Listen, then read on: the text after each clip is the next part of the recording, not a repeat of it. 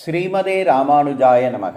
ஆண்டாள் அவர்கள் அருளிய திருப்பாவை 26ஆம் பாசுரமானது இப்பகுதியில் அநாகத சக்கரத்தை தூண்டும் விதமாக 1 நிமிடம் 30 வினாடிகளுக்கு 16 சுவாசம் என்ற நிலையில் வடிவமைக்கப்பட்டுள்ளது.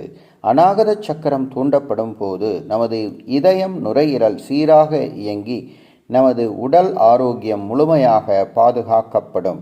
மேலும் நாம் எந்த காரியத்தை செய்தாலும் அந்த காரியத்தில் ஒரு உண்மை இருக்கும், உயிரோட்டம் இருக்கும். இந்த உண்மையை உணர்ந்த நாம் இதே முறையில் இந்த பாசுரத்தை பாராயணம் செய்து எல்லாம் வல்ல ஆண்டாள் மற்றும் ரங்கமன்னார் அவர்களின் பரிபூர்ண அருளை பெறுவோமாக. மாலே மணி வண்ணா மார்கழி நீராடுவான் மேலையார் செய்வனங்கள் வேண்டுவன கேட்டியேல் ஞாலத்தை எல்லாம்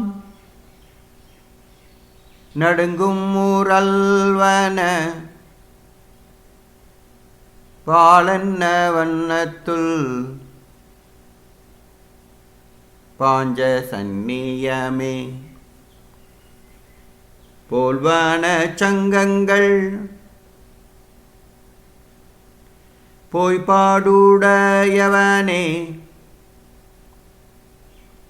சால பெரும் பரையே பல்லாண்டி செய்பாரே கோலவிளக்கே கொடியே விதானமே ஆளின் இளையாய் அருளேலோரெம்பாவாய்.